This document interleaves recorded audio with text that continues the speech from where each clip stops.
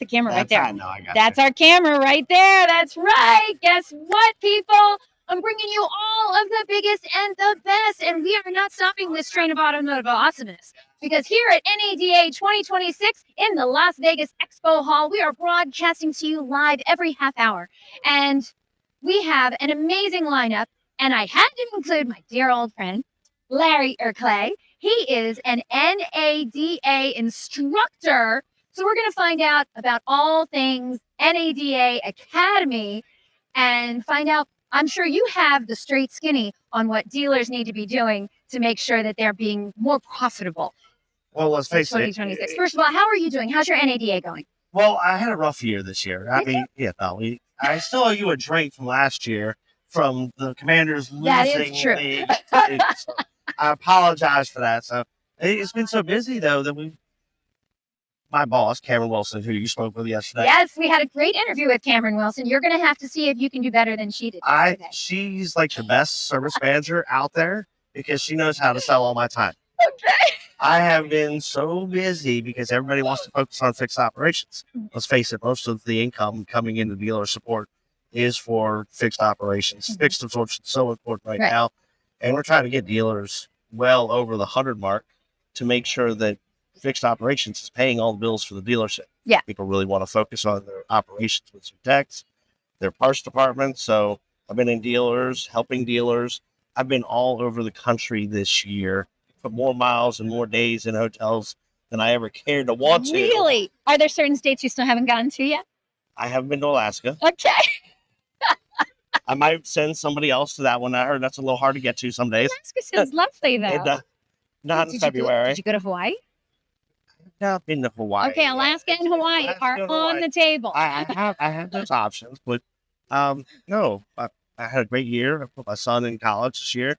University of Miami. Nux. National championship. I mean, it's been. I told him he's living his best life now. Yeah, he is. So, but I've got to do all these events and help these dealers be profitable, so I can afford to pay for my kid to go to college. No, fair enough. It's fair enough, right? Same. Well, let's face it. Fixed operations. There's so many new tools and new things out there. You've always been a proponent of fixed ops. I mean, how long have you been in automotive? Oh my God, all my life. So I'm a fourth generation dealer, right? My great grandfather started the business 106 years ago now in Philly. So right down the street from you. And they started a franchise for Triumph. And they've been Ford dealers, Mazda, Hyundai. They've had some other brands. Did you say for Triumph? Yes. I'm one of the few people that actually have owned a Triumph. I had a Triumph TR7. There you I loved that car. I loved that car. But they started the motorcycle side. So, but yeah, it's been great. So I've been living all my life. All your life in automotive. Effective labor rate. But you went towards the fixed stop side instead of the variable side. Why? Because I was always attracted to cars, muscle cars, fast things. I like tinkering around stuff. My cousins got me into racing at a young age. Yeah. We actually used to race behind the dealership in the evening. And then when the cops came, we just rolled the cars into the dealership. I don't think it was the things easy. You should be saying. So I say that I live my life 6 minutes at a time, because then from there, I transitioned into being the career technician. I never was the college type person. Yeah. And I became very successful in turning and fixing cars for customers. I had great clients for 20 plus years. And a lot of great relationships that I've built, and I'm trying to give back to the industry what made me successful. So at NADA, we created an Apprentice in a Box program. Apprentice in a Box program. Yeah, so it actually got certified by the Department of Labor yesterday here at NADA show. Tell me all about it. Came in and signed off on it. It is an accredited program for the industry, so that way we can help dealers build these career technicians and give them guidance that I never had as a career technician, right? So when I was coming through the ranks, I had some mentors here and there, but nobody ever trained or told a mentor what they needed to focus on to keep these people healthy and engaged throughout the process, right? As a job, but as a career. As a career, right? So how do I become successful? And it's all about training, right? We need to make sure that we're educating the mentors as well as the mentees to make sure that they're getting the things that they need. it's probably one of the biggest turnover spots in the industry because we grab these great people that want to be career technicians, and then we don't know exactly how to deal with them. We look at them as a cost of sale point to try to do our oil changes so we can make a profit on those kind of small little ticket items. And let's face it, who wants to be a career oil change person? They want to learn how to fix cars. They want to learn how to elevate themselves. And then the maintenance part, which they were doing, is key to retention of our customers. So I want a well-trained individual doing these express services or whatever you want to call them and making sure they're doing a good job so we can properly retain the customers, which are so important to the health of the business. Because let's face it, over 50% of our gross is generated through fixed operations. And if I'm keeping 80 cents on the dollar on a labor sale and another 45, 50 cents on the dollar in parts, that's a great return on investment. So how do we sell all the hours? How do we optimize the service department, make it more efficient? Yeah. All these things, and training is a key piece of this because we're seeing as a result, as technicians are getting elevated, they have the training and the product knowledge of what to do.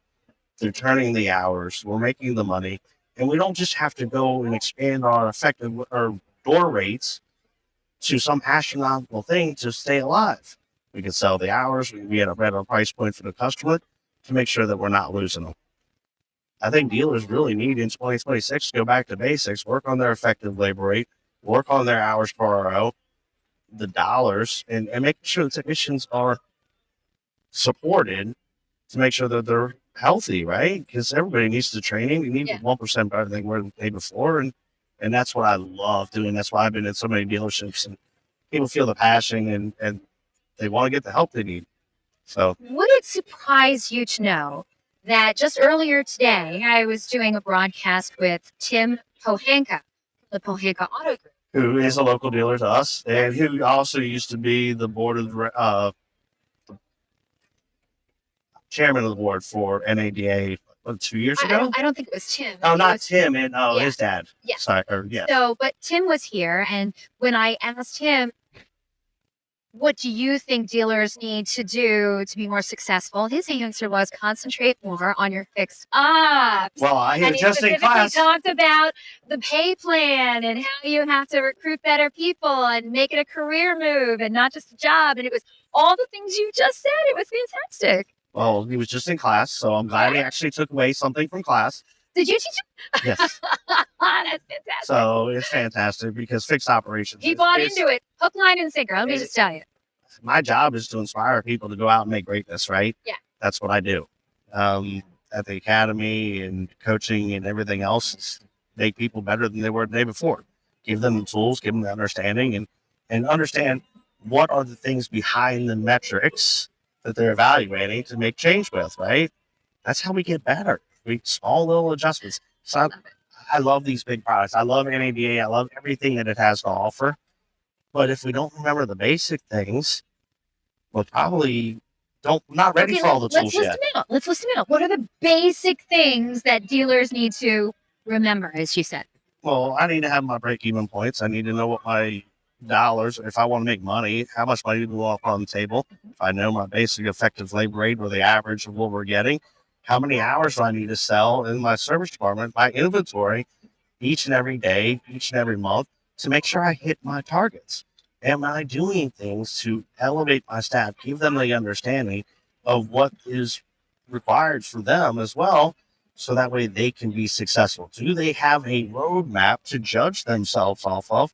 And that's how we get these cultures to change.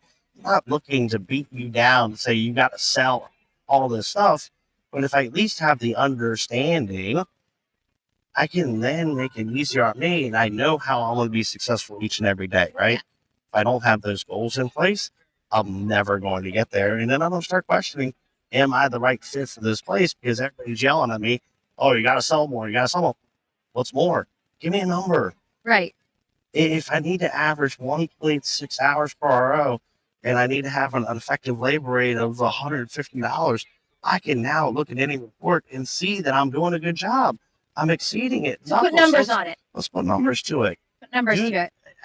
A lot of service things are math, and in class I go over a lot of crazy things that I think about because My brain's The always crazy spinning. things you think about? I'm always thinking, how do we adjust those? How do we make a little bit more? How do we make a student understand this to a whole nother level so they're going to be inspired to go back and make change?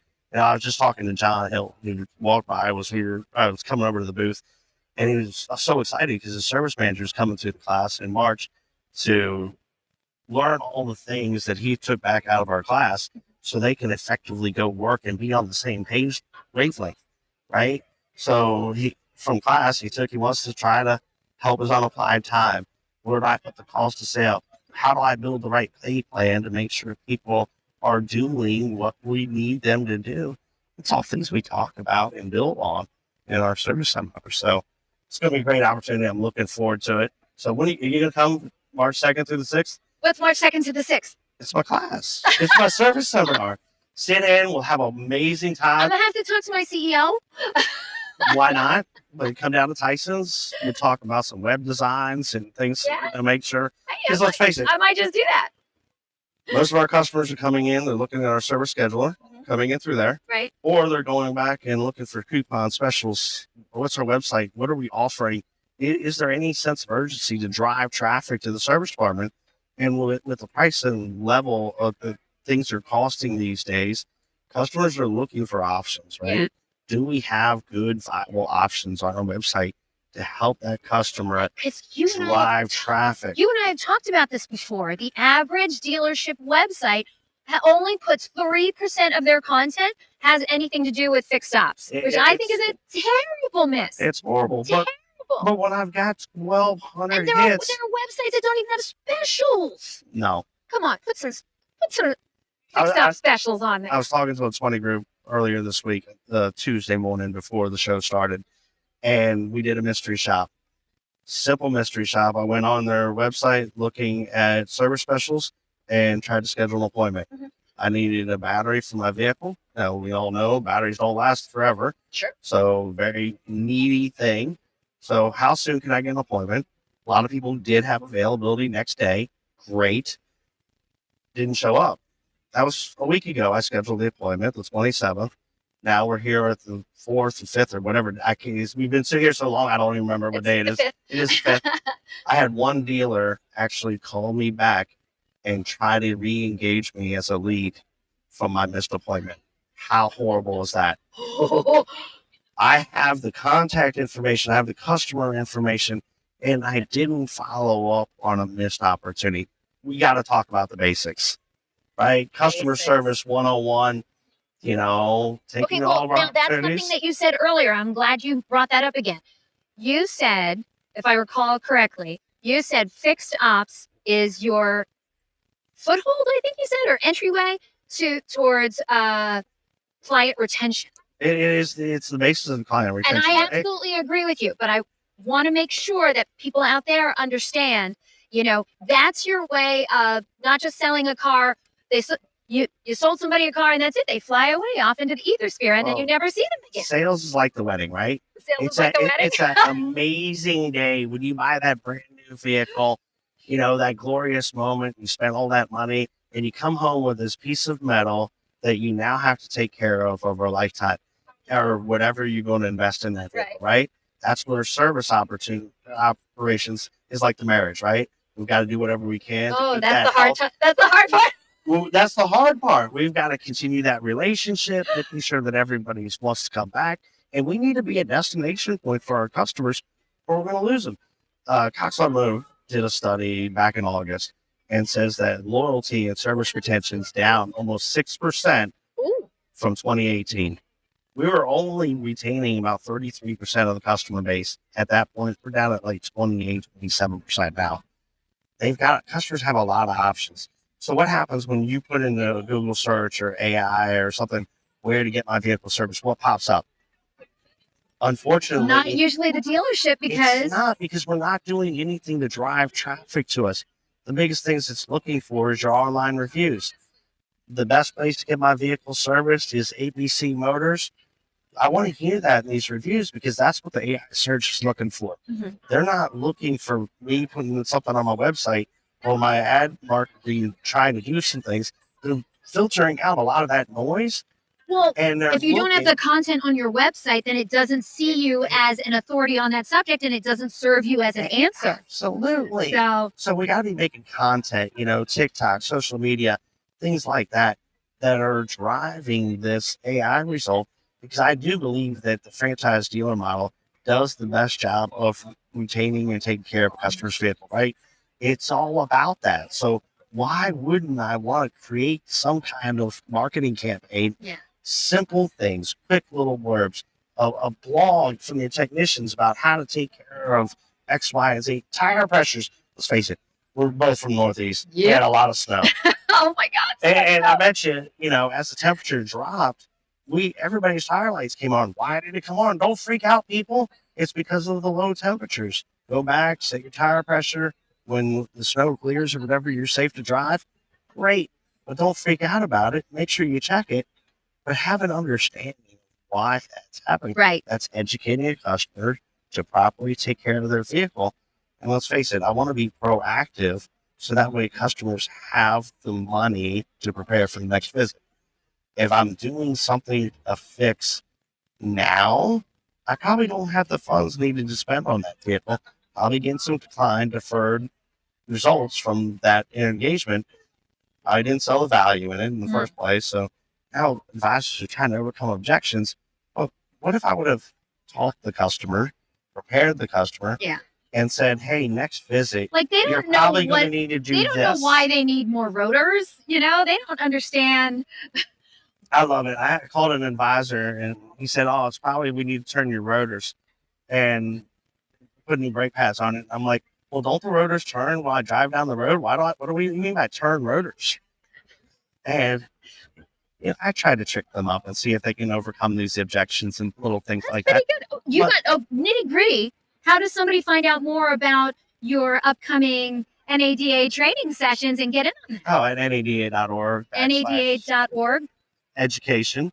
Look for the academy. There's tons of classes coming up. My service advisor classes, arts seminars. I think we're going out to Arizona to do a seminar coming up here in a couple weeks. Nice. I've got one back in Tyson's for service managers coming up on the 2nd through the 6th, and as well as online. So the neat thing about our program, we're here for the dealers, right? We're represented by the dealers, sponsored. They pay our bills. Right. So my employer is the dealership model. So we're trying to do everything we can to take care of them. So I've put courses online where we're teaching 3-hour segments twice a week. So that way really convenient. I can do small little chunks, not overwhelming, taking somebody out of the store for the entire time. They can work on small little projects, report back 2 days later. So if it's a Monday and a Wednesday class, and they can have their results, and we can be working on things right now while they're still sitting in dealership. It's one of the greatest assets to them because they also get office time with us. If they want to work on something, they got additional questions, we can set up a Zoom call, we can work through things, we can share information, whatever that needs. You guys are doing great work over there at the NADA Academy. I think my goal is just to help people get better. Because if I can get other people to get better, I know this is a great career industry. There's so many opportunities. Yeah. Well, okay. Well, let's get to that. I asked the same question of all of my presenters, last question, and that is, what's your advice, Larry or Clay? What's your advice to dealers so that they see more success in 2026? Oh, we got to invest in training. Invest in training. Invest in training, either an education subscription like we offer, something like that. But what are we losing by not training our replacements? What are we losing by not having people understand what they should be doing every single day?